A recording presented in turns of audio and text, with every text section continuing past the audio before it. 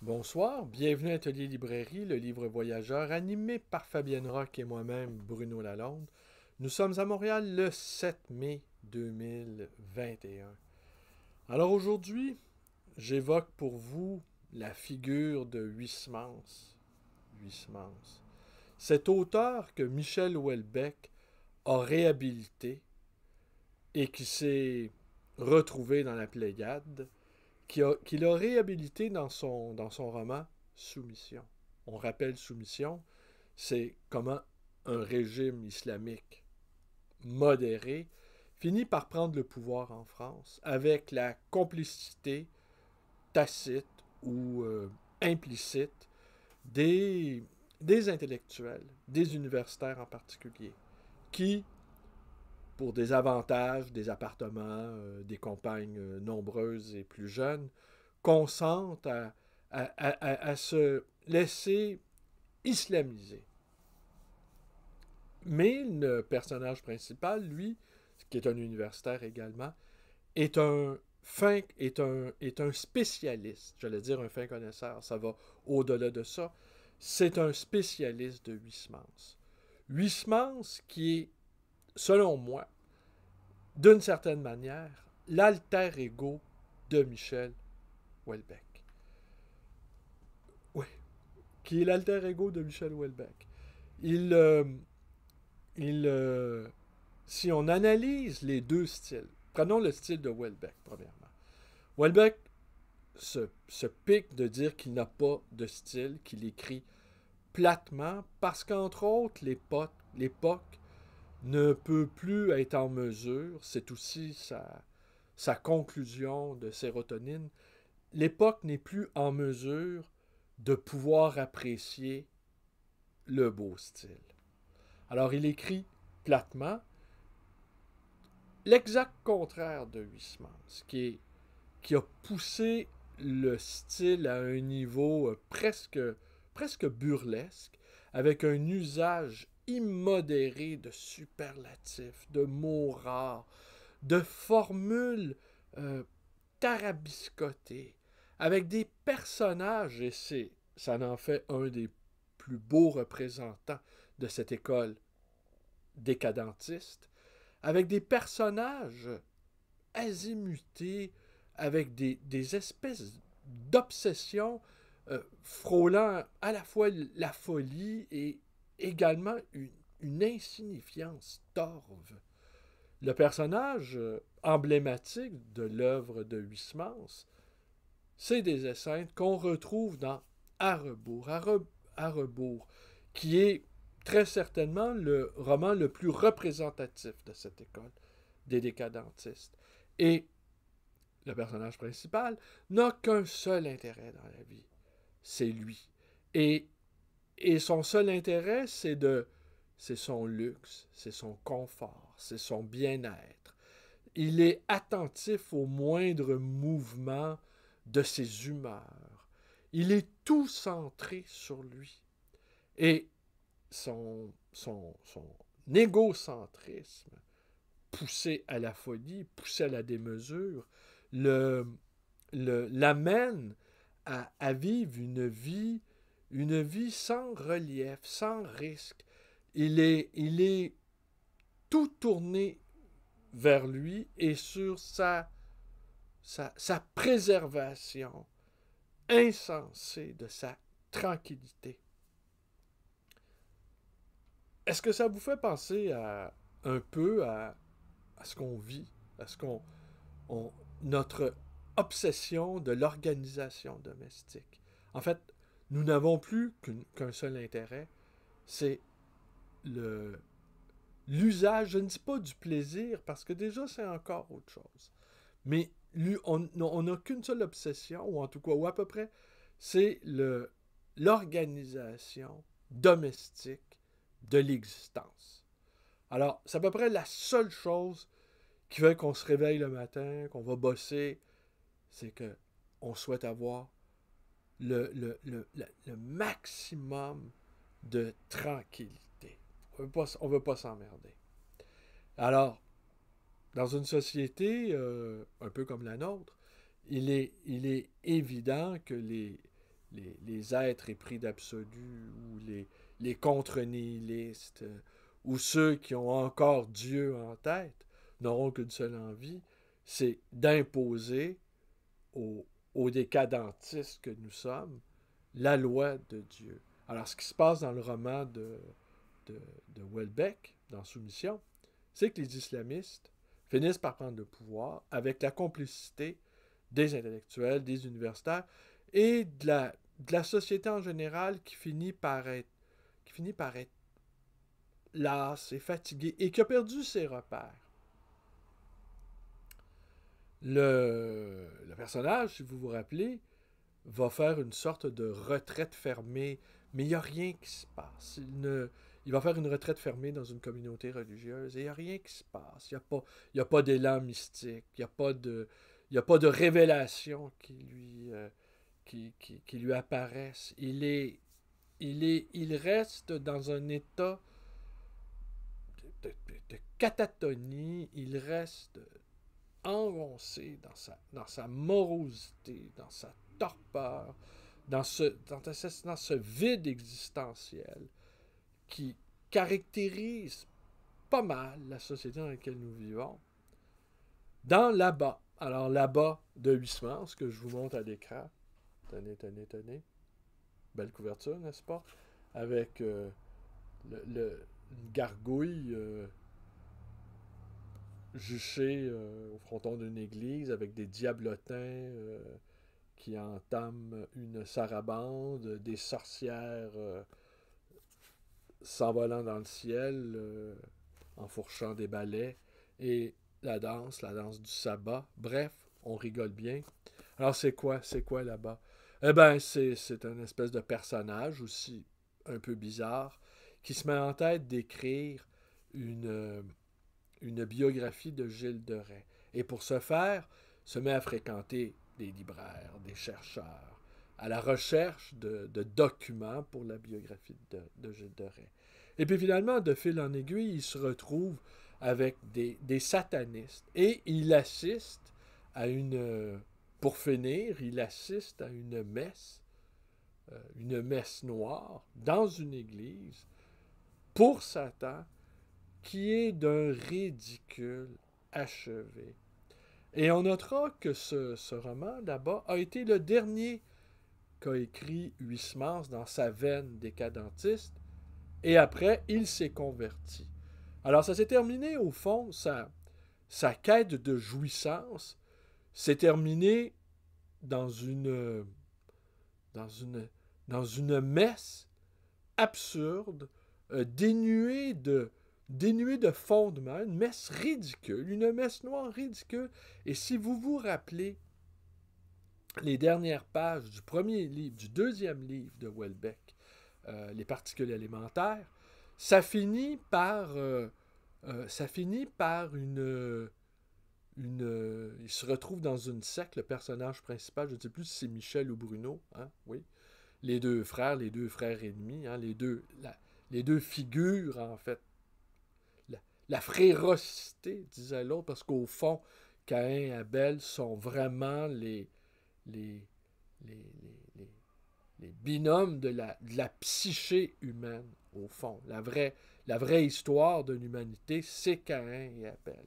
Et donc, ils se retrouvent, je ne me souviens plus lequel, dans une messe noire à nouveau. Et ils finissent par devenir des satanistes. Leur jouissance, leur nihilisme, leur paresse intellectuelle, leur confort outré les amène à un chemin de plus en plus élargi de perdition. Et pour finir, ils n'ont qu'une seule avenue, c'est une espèce de satanisme, de pacotille.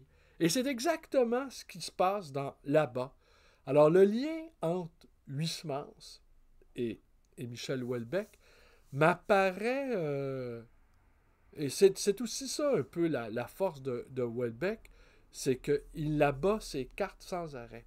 Il les abat sans arrêt. Moi, je prétends que c'est un écrivain catholique. Vous allez me dire, non, il s'en est défendu, mais peut-être c'est la seule manière de de présenter le catholicisme à nos contemporains, c'est d'offrir sa face hideuse, sa face sans espérance, euh, sans, sans beauté. Oublions Bach, oublions Rembrandt, oublions tout ce qui a fait sa grandeur au niveau artistique, mais c'est sa petitesse, sa mesquinerie même, son côté glauque, son côté là, et, et, et de cette déchéance, de cette médiocrité, voilà.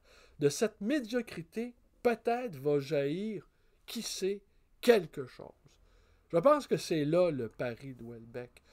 Je sais bien dire mettre Houellebecq avec Blois, Mauriac, avec Claudel, qui était dans le cas de Blois et Claudel, qui était de grands lyriques, ça peut sembler incongru, mais le lyrisme catholique, les pompes, le faste catholique, rien ne nous est plus étranger. Rien ne nous rejoint moins que cela. L'Église catholique, à la suite de Vatican II, a voulu, en se débarrassant de la langue latine comme rituel sacramental, a voulu se rapprocher du peuple, se rapprocher du vulgaire. Et les messes à gogo et les sermons débiles de puérilité ont achevé l'Église, en fait. Je veux dire, quelqu'un de modérément intelligent, comme moi, disons, ne peut pas subir le prêchi-prêcha d'une homélie sans aucune poésie, sans aucun des lieux communs, des platitudes, des platitudes qu'on retrouve là dans les cartes de vœux, quelque chose qui est... Il n'y a plus de christianisme, il n'y a plus ni grandeur, ni de cette désespérance médiocre qui permet peut-être une transformation ou un éveil ou un changement. Non, on reste au ras des pâquerettes, on reste dans quelque chose de nauséeux. Et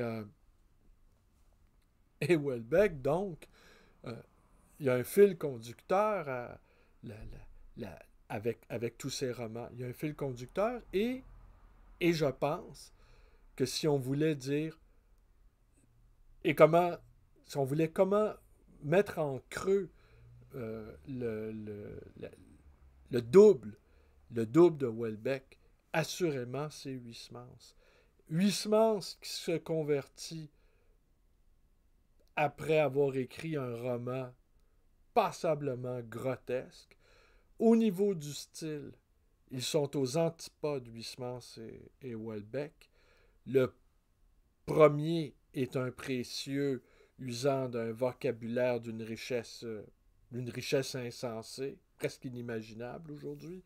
Le second, Houellebecq, se targue d'écrire platement parce que de toute façon, plus personne n'est capable d'apprécier le style ample, le style glorieux, et que pour finir, on ne peut que s'adresser à nos contemporains, on ne peut s'adresser à eux que platement.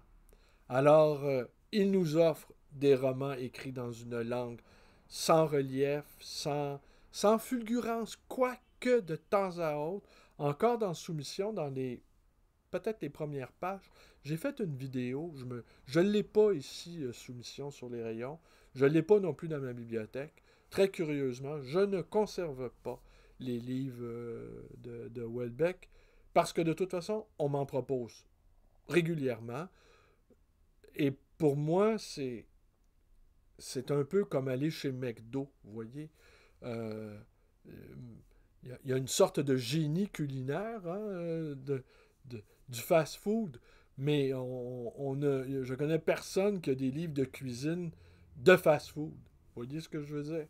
Alors, on va avoir des livres avec des photos sur toutes sortes de toutes sortes de procédés culinaires de toutes les régions du monde, mais des livres Comment faire un Big Mac, à mon avis, ça existe que chez McDo pour les gérants de restaurants de McDo. Mais encore là, si les recettes sont appliquées, c'est toujours la même chose. Partout dans le monde, c'est le même Big Mac. Alors, il n'y a pas d'intérêt de garder ça dans ma bibliothèque. Ce qui ne m'a pas empêché de tout lire ces livres. Voilà, comme une sorte de comme où nous en sommes aujourd'hui. J'ai fait une vidéo il y a 2 ans, dire tout le mal que je pensais de sérotonine, parce que c'est au niveau de la construction, je m'en suis pris. Je me suis. J'ai jugé. Ça n'avait pas de sens comme livre. Alors, je vous invite à aller l'écouter si vous allez la voir. Elle a été vue. Bon, elle a été un peu vue, quelques milliers de fois. Mais elle n'a pas été vue à cause de moi. Elle a été vue à cause du sujet, Michel Houellebecq. Mais c'est un livre extrêmement mal foutu avec des incohérences. Et ça finit par une apologie du Christ. Alors ça aussi, venant un peu conforter cette thèse qui est la mienne déjà depuis un bon moment, qu'au fond, Houellebecq est un écrivain catholique, et la seule manière qu'on puisse être un écrivain catholique aujourd'hui, c'est d'être un écrivain qui montre la médiocrité, et qui montre la médiocrité sans possibilité de transcendance, sans possibilité qu'il puisse advenir quoi que ce soit. Alors c'est le nihilisme plat, c'est l'encéphalogramme de l'espérance aplati, et peut-être il y aura un surgissement. Qui sait? Il l'évoque dans les dernières pages de Soumission. Beaucoup ont trouvé ça extraordinaire de voir apparaître le Christ, mais le Christ de Houellebecq est un Auguste, est un bien triste clown, est un clown blanc. C'est un clown sans magie, sans grandeur, et peut-être c'est la seule façon pour nous, mes contemporains, d'aborder la figure du Christ. Ouais, pourquoi je vous dis tout ça?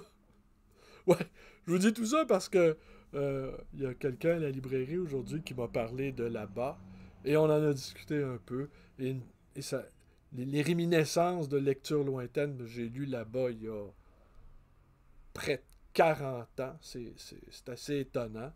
J'ai eu, non pas une période d'huissement, ça serait exagéré, mais j'aimais bien à l'époque, à 20 ans, m'imaginer vivant dans un confort, je m'imaginais bien à 20 ans, mais c'est sûr, quand tu vis dans une petite chambre sordide, avec quelques livres de poche et absolument pas d'argent, tu peux rêver d'être un sybarite.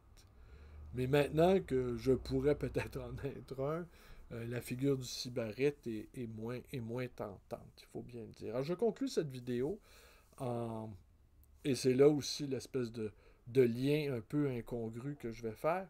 C'est qu'aujourd'hui, on est venu me porter ce livre en dépôt de Saïd Sadi, Mémoire, tome 2, La fierté comme viatique. Alors,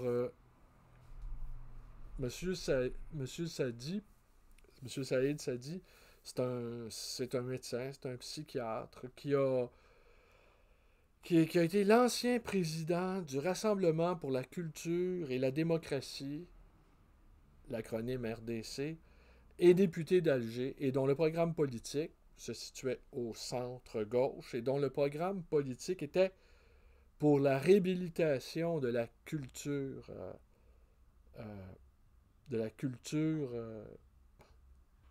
berbère. Et il a été... son programme, donc, oui, son programme, pour la laïcité de l'État, la lutte contre le courant islamiste. Alors voilà le lien avec Soumission, où les sybarites nombreux que nous sommes ont fini par perdre leur liberté aux mains de fous de Dieu, aux mains de gens qui sont convaincus qu'il existe une transcendance, et qu'ils obéissent à la volonté divine en imposant la volonté divine.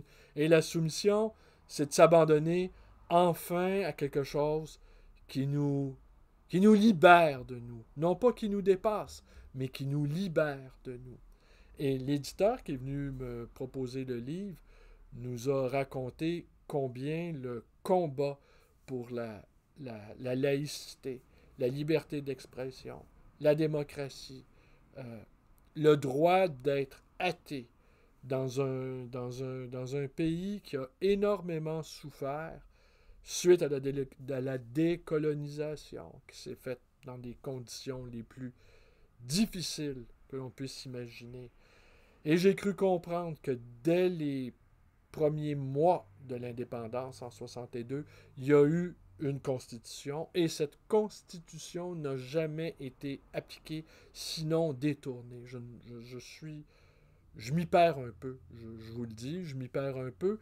Et ce que je constate, c'est qu'il y a plusieurs libres penseurs algériens à Montréal qui tentent de mettre en garde les Québécois contre le fanatisme religieux, contre l'islam conquérant, et que beaucoup d'intellectuels opposés, beaucoup d'intellectuels québécois opposés à ces penseurs et à ces auteurs et à beaucoup de femmes algériennes qui mettent en garde contre l'intégrisme islamique.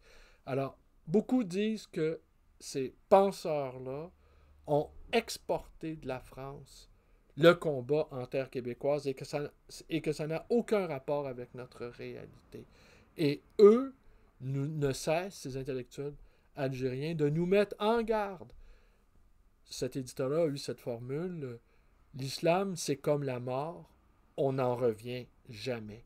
Alors, et des gens qui risquent leur vie, parce que M. Saïd Sadi a risqué sa vie. L'éditeur qui est venu porter le livre même s'il disait que lui-même n'était pas une figure très importante en Algérie, a eu à craindre pour son existence et sa sécurité, et que finalement, bon, il a trouvé la sécurité et la liberté au Québec. Et il continue d'écrire, il continue de publier, et il continue d'ici, parce que le combat, le combat, il est partout. Alors, c'est peut-être là le point de rapprochement entre Houellebecq, qui écrit Soumission, non pas nous mettant en garde, parce que la question n'est pas dans la force de conviction des autres. C'est plutôt dans notre absence de conviction à nous le problème. C'est plutôt notre espèce de mollesse ontologique, notre indifférence à autre chose que notre confort qui est notre principal ennemi. Après ça, il y avait la fameuse formule de Philippe Murray: nous vaincrons parce que nous sommes les plus morts et non pas les plus forts. Peut-être que Murray a peut-être qu'il y avait un sens de la formule extraordinaire, mais peut-être que Murray ici a erré. Alors, le lien entre Houellebecq qui écrit Soumission, Huysmans accablé de plaisir vide, de jouissance stérile, trouve le parachèvement dans une messe noire grotesque, et où il finit par trouver le chemin de la trappe. Et des intellectuels algériens qui se battent contre les forces des ténèbres, littéralement. Alors, l'indifférence des uns, la folie des autres et le courage des autres. Alors, c'est ça. Et pour finir avec cet éditeur, il nous disait combien c'était important pour un intellectuel d'être engagé. Et nous, gens de livres, n'est-ce pas? Gens de livres, en tout cas au Québec, quand est-ce qu'on risque notre sécurité? Quand est-ce qu'on risque quoi que ce soit pour nos idées? La plupart du temps, même nos idées nous sont des faire-valoir. Alors, rien risquer à ce point-là, c'est presque, c'est presque honteux. Et de recevoir ce livre qu'on propose, je vous le remonte. C'est le tome 2, j'ai le tome 1 à quelque part sur les rayons, tenez, je vous le remonte. Alors, c'est un fort volume, comme vous pouvez le constater. Il a été imprimé au Québec, donc, avec les moyens de reproduction aujourd'hui, on peut envoyer un fichier, puis on peut l'imprimer partout. Hein. Ce n'est plus nécessaire d'envoyer des caisses de livres d'un continent à l'autre. D'ailleurs, les livres de Houellebecq, ils sont imprimés à Montréal, ou en banlieue de Québec. Ils sont imprimés. Il n'y a plus des cargos qui débarquent avec les livres de Houellebecq. Ils sont imprimés, les fichiers sont envoyés et ils sont imprimés ici, sur place. On économise un paquet de trucs. Si on a besoin d'une réimpression, hop, le tour est joué. Mais le dépôt légal est au Québec. Mais pour les éditions Voix libre au Québec et en Algérie, les éditions Frantz Fanon. Alors, voilà. En Algérie, si vous voulez lire Saïd Sadi, eh ben, c'est aux éditions Frantz Fanon, tandis qu'ici, c'est aux éditions Voix libre. Alors, voilà, une espèce de... Je ne sais pas trop où je m'en allais avec ma vidéo, mais j'avais envie d'évoquer cette figure de Huysmans, qui est en fait l'exact contraire du combat que les intellectuels algériens, les écrivains algériens mènent, que ce soit Yasmina Khadra ou Kamel Daoud ou Boualem Sansal, qui risquent leur vie, hein, tout simplement, qui risquent leur vie pour écrire, qui risquent leur vie pour réfléchir. Et nous ne risquons rien. Rien du tout. Et c'est ce rien du tout qui est presque affolant, tellement... je dirais pas que je les ai enviés, là, parce que je sais que la peur, elle doit être quotidienne, que l'angoisse doit les tenailler, que chaque jour peut être le dernier, que chaque mot écrit sur la page signifie quelque chose, que chaque parole prononcée a son poids de conséquence.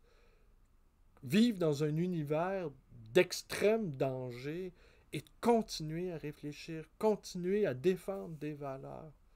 Je suis pas juste admiratif, je suis presque envieux, je vous dirais. Tellement nous, on se paie des mots, c'est des palabres, on est confortable. Ah non, non, non, non, non. Au fond, nous sommes des déceintes, des esseintes. Nous sommes des personnages, nous sommes des sybarites. Voilà ce que nous sommes, des sybarites. Je n'en dirai pas davantage ce soir. Je pense que j'en ai assez dit. C'est tout. Merci et à demain. Et à demain, ben oui. Demain, ça va faire 4 mois consécutifs que je fais des vidéos. Ça devait durer un mois. J'ai rajouté un petit 3 mois supplémentaires. Et hier, mon ami Pierre, un autre Pierre, eh ben, j'évoquais devant lui le fantasme pas de projet, de faire des vidéos jusqu'au 8 janvier 2031. D'être là pendant 10 ans. Bon, j'avoue que ça serait une performance. 10 ans de vidéos tous les jours, peu importe où je suis. Mais je suis pas sûr que c'est une bonne idée. Mais Fabienne a eu une idée aujourd'hui dont je peux pas vous parler. Mais une idée... Ouais, je pense que ma femme, c'est une génie, au fond. Ouais. Mais là, voilà. Alors, c'est tout. Je vous remercie. Alors, à demain.